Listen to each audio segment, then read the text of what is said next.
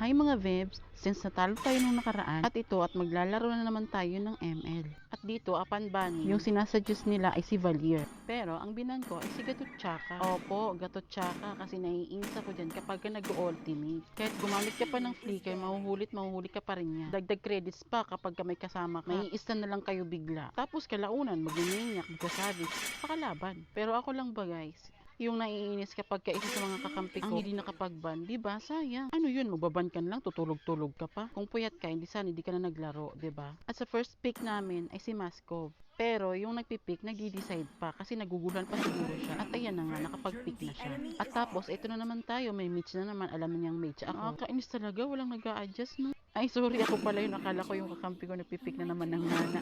Syunga-syunga ka, girl. Pero since before yung game na to, nagnana din ako, natalo kami. Ay, inutusan ako ng aking balintataw na Eudora na lang yung gamitin ko, o diba? Kasi may Harley sila. Saka kung hindi nyo na itatanong, naging top 1 Eudora ako dito sa bayan namin. Ay, hindi, sa barangay pala. Sa barangay lang. Maganda din kasi gamitin si Eudora kapag kalaban mo si Harley kasi nabuburst talaga siya. Tapos, may one hit delete pa to. Tapos, yung mage naman ng kalaban ay si Lunox. Siya yung mage na nagiging Holland kapag ka nag-ultimate. At mabuti na lang at si Eudora yung teammate ko kasi kapag nag-ultimate yan si Lunox, hindi mo mahuli-huli parang si Harley lang. At mabuti na lang at hindi tulog itong si Esto at tank yung ginamit niya. Ay, swertihan naman talaga magkaroon ng ganitong kakampi. Tapos may tank din sa kabila si Minotaur. Siya yung si Angela na naging high, yung nagbubuga ng heal sa mga kakampi niya. Tapos sinamahan pa ni Wonder Woman ang hirap mamatay. I mean, ang kunat ng buhay. Napansin ko kasi ang lakas ng soundtrack dito sa game, kaya nakapag-desisyon ako na bawasan yung volume. Kasi nadadaig yung voiceover ko kasi sa sound ng game. At ayan na nga, para sa final pick namin ay si Granger at si Tamus. Naku, mukhang magandang laban to ah. Pero sana nga manalo kasi palagi na akong talo. Sa last game ko, talo na naman. Ay, good luck na lang talaga. At sa last pick nila ay si Melissa. Si Melissa yung naghahagis ng manika na unti-unti kanyang binabara hanggang malagutan ka ng hiningat. At ito na nga yung final choice of heroes namin. So, good luck everyone, sumainyo ang buong lakas at tibay na ibinigay ng sarili nyong item. Kaya hindi naman kayo lalakas kung wala kayong item. At nandito na ako sa maiding para magband. Mataimtim na dasal na naman, baka ma-first blood tayo. Kasi alam nyo naman, ang prediction kapag ka na-first blood, tutuloy-tuloy hanggang ma-take down kayong lahat. Dito nga sa maid lane ay kalaban ko si Lud. At grabe, may kasama siyang support ha. At dalawa na kayo ha. Huwag nyo naman sana akong first blood nako. Pero nagdasal naman ako ng mataimtim kaya alam ko hindi mangyayari yun. Tibay kaya ng Eudora ko. At sa part na to na nga ay hindi ako tinitigilan ni Minotaur na mapatay. Hindi ko alam kung anong meron ka at sabik na sabik kang ma-first blood ako. At mabuti na lang, fast hand ngayon ang ate girl nyo. Umuwi na muna ako at baka tamaan ako ng ligaw na flame shot ni Marble Girl. Yung pinagdadasal kong hindi ma-first blood. Sa kakampi ko nangyari. Ang taray, sound effect yung manok. At sa puntong ito ay nagmuni-muni yung hero ko kasi ako mismo. Hay! Diyos ko, nag-voice over act dide. Diyos ko, kada mo na singit. Tumigil muna ako kasi umihi ako. Diba? Sa sobrang kabado mo, napapaihi ka. At tapos, diretso na ulit dun sa mid lane. Baka ma-takedown nila yung isang turret na binabantayan ko. And actually, hindi siya isa, tatlo. O diba, pala desisyon ka girl. O, check dashboard muna kung sino yung naka-fully item na. Ang taray naman, fully item agad. Level 2 ko pa nga lang. At nakita ko nga si Marble Girl nang pinapapak yung turret namin na isa. Clear minions muna at baka magtawag. O, diba, nagtawag ka na naman ng kakampi. Kasasabi ko lang yung nangyayari na agad. Ako naman yung ugali ko, hindi ako nagtatawag ng backup kapag alam kong kaya ko i-take down yung kalaban. Kasi Lunox and support lang naman sila, diba? O, kayabangan level 1. At sa puntong ito ay dinalo ko muna si Granger kasi nasa clash sila. At grabe ha, tatlo sila ng kalaban ang nakita ko. Tapos bigla akong inultihan ni Harley. Ay, sana hindi mamatay. Buti na lang hindi pa gaano malakas yung kanyang damage. Kaya nakasurvive ang ate mo girl. At dito naman kinakas ko yung first kill ko kay Harley kasi nakita ko konti na lang yung buhay niya. Baka humabol mapatay ko siya Ano yun, nag-flame shot na utot? Sa hangin tumama. Ang galing mo. At sa part na to na nga ay nandito si Atlas, nagkaklas sila ni Lunox kasama si Minotaur. Syempre, ano ba naman tinatanga-tanga ko dito, di sana makakapatay na sana ako pero wala, hindi umabot. Credits lahat kay Atlas at least meron akong backup. Oh, points na rin yun. Uuwi na muna ako at naubusan ako ng mana. Paano ba naman to? Ang bilis maubos ang mana. Hindi ko kasi alam yung item na hindi nakakapagpaubos ang mana Turo nyo naman sa akin Sayang yung flame shot ko. Flame shot ko sana kay Minotaur Nagamit ko kasi kanina sa hangin. Kaya yun, sayang. Deadbolt na sana sa Minotaur. At bumalik muna ako dito sa mid lane at baka ma-take down na nila yung turret kasi konti na lang yung buhay ng kanyang shield. Kasi katapos ng shield, mapupula na yan eh, 'di ba? Sa part na to, nag-clear lanes lang muna ako tapos sumunod na ako kay Atlas. Kasi nakita ko nasa class si Granger. Ito na yung pagkakataon ko para maka-KS. Trabaho ko yun. Pero sorry naman, hindi naman sinasadya kung maka-KS ako eh. Tsambahan lang naman eh. O 'di ba tumama? Uy, naka-KS din. O, one down. Sino ba yung napatay ko? Hindi ko alam. Si Wonder Woman pala. Tapos andito pa kami sa clash, yung isang tank nila, ang hirap mamatay. Tank ba yan?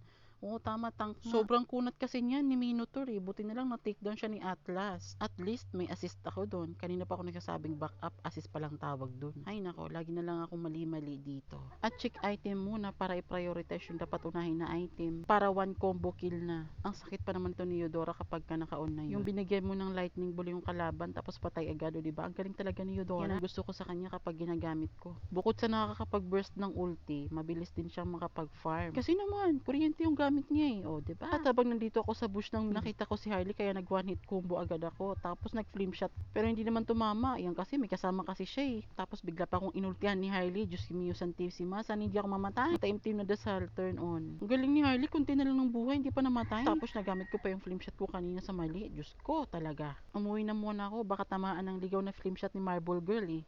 Upon checking item, ang tagal ng item. Hindi ko alam kung ako lang, pero pag ako gumagamit ng mga ganito, ang tagal talaga dumating mga item ko na pinopurchase. Going back to our game, bumalik na muna ako dito sa mid lane. Pinapapak na naman ng mga minions nila yung turret namin at buti na lang to the rescue itong si Granger.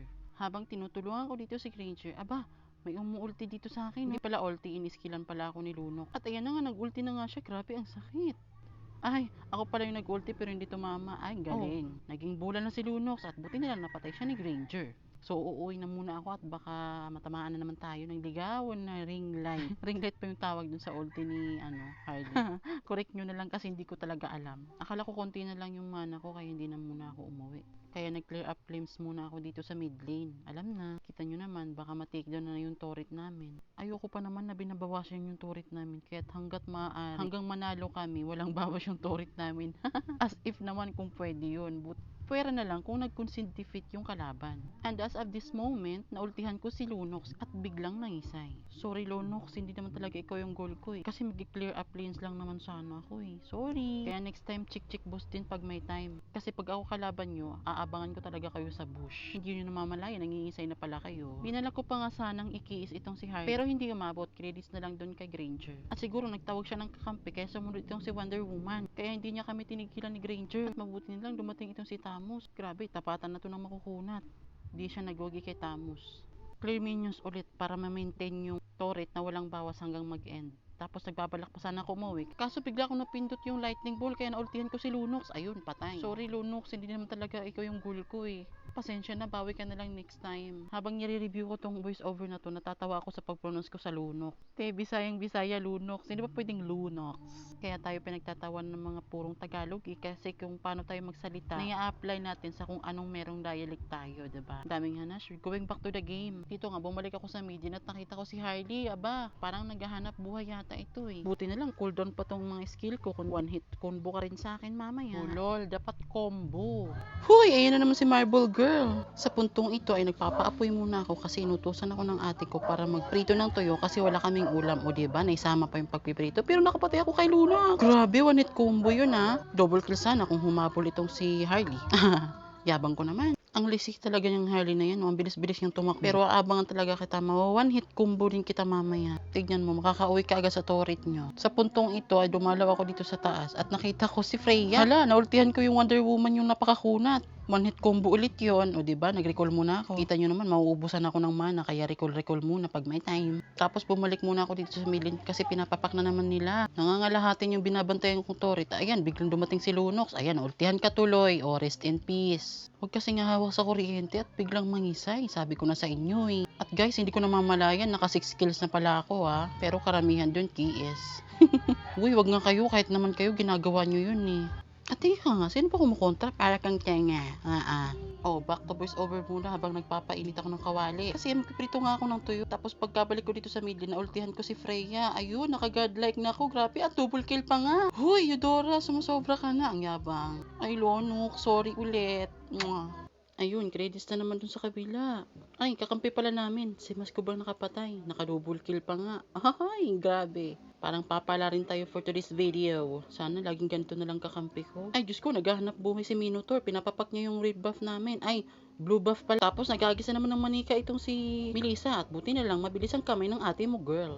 Oo, tapos sunod-sunod muna sa kakampi, baka makakiis ulit, alam na, credits din. Uy, hindi naman dapat pagsisihan kung nakapatay ka ng kiis, 'di ba? At least, may anong pipiliin mo kaysa makatakas o naka one hit delete ulit. O, 'di ba? Patay na naman si Freya, si Ate Wonder Woman new girl. Pwede pala 'yun, kahit makunat na hero, pwede niyang ma one hit combo. Magaling ka lang talaga, Eudora. Agoy, umiral na naman ng kayabangan, pero sa huli, matatalo din yan. Uy, simba ko, naka-Guinness World Record na ako sa kakatalo. Diyos ko po, wag naman sana. Nasa 20 plus na yung ano ko low streak ko kahit ngayon lang sana makabawi, Moonton, maawa ka naman. O, nag-recall muna ako. Parang nauubusan ako ng mana alam na. Pang-reserva din yun.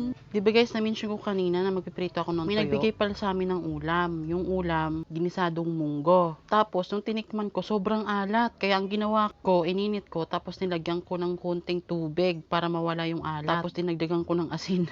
Charot lang. Betchin pala yun. Sorry. Ay nako, labas na sa game yung pinagsasabi ko. Sorry na. Eto na nga, nagtago muna ako dito sa bush sa mid lane at baka makababangkay ako ng mapapatay. Baka biglang sumulpot si Harley. O, di ba, credits na rin. One hit combo lang yun. Nakita nyo naman, wala pa akong patay. Zero kill pala. I mean, hindi pa ako nakapapatay ng kalaban. Yun yung correct. Ay, naku, bahala na. Ayoko mag-explain. Sakit ng ulo ko. Tapos alam nyo, sumasakit din yung ngipin ko. Kaya naglalaro lang ako ngayon. Nililibang ko lang. Kaya sana hindi ako ma-stress. Kasi pag nai-stress ako, dumadagdag yung sakit. At sino ba naman hindi mai-stress dyan? O, naka-double kill na naman si Moskov. Diba? Triple kill pa nga. Ay, triple kill ba yun? Grabe, wala talaga akong masabi sa kakampi ko ngayon. Grabe, ang swerte ko talaga. Sana all ganito. At bumalik muna kami dito sa bot lane. Kasi parang pinapapak nila yung kabilang turret. At kaming tatlo ha, sumama si Maskova. At saka yung tank namin. Ay, tank ba? Hindi. Si Tamos pala. Kaming tatlo. Tapos andun na si yung tank. Oh, nakita nyo naman, team up pa sila habang inaatake yung kabilang turret namin dito sa bot lane. Tapos yung malapit na ako sa clash, nakita ko si Harley. Napapatakas na kaya hindi ko na sinayang ang pagkakataon. Winang hit combo ko na at iyon namatay. Tapos andito mo yung mga kasama niya. Grabe, konti na lang yung buhay pero hindi pa mapatay-patay. Sobrang kuna talaga ni Freya at saka yung tank. Iba talaga pag Wonder Woman, honey. At buti na lang napatay pa siya ni Masko. Grabe, credits talaga kay Masko. Ang galing mo. Oh, sana all ganun.